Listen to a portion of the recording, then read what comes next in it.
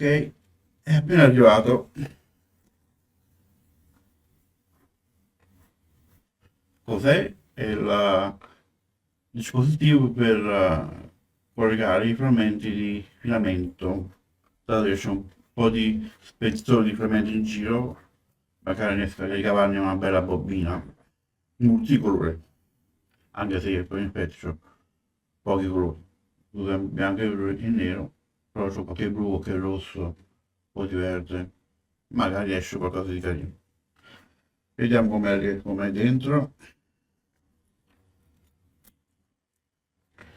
Ed era Zulu, è appena uscito sul mercato, quindi vediamo un po'.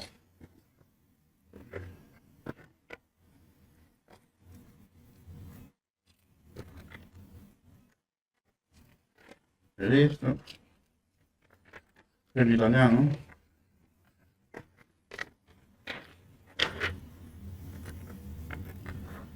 tedesco e inglese.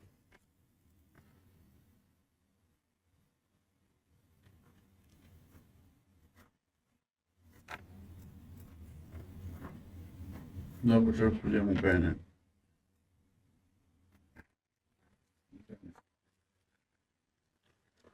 Il dispositivo.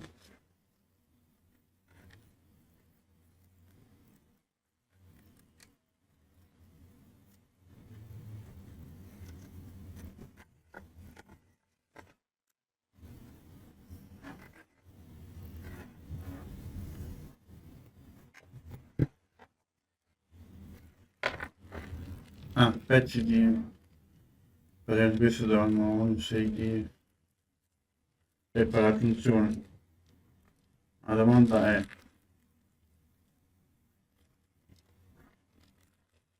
poi si troveranno sul mercato nostro di questi? Vabbè che è tubo di PTF, quindi in teoria compro un metro di questo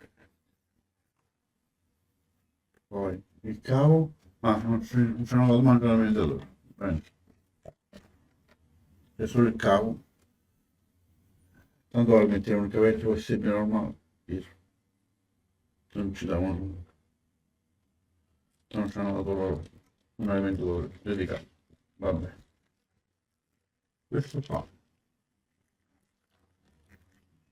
se ho capito bene, senza leggere le istruzioni, si apre, su questo punto qua vanno inseriti due filamenti inseriti in questo tubicino,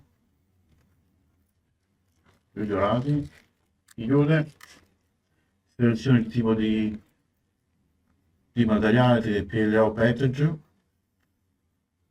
e si aspetta che si scaldi e si attacchi. Dopo faremo una piccola prova.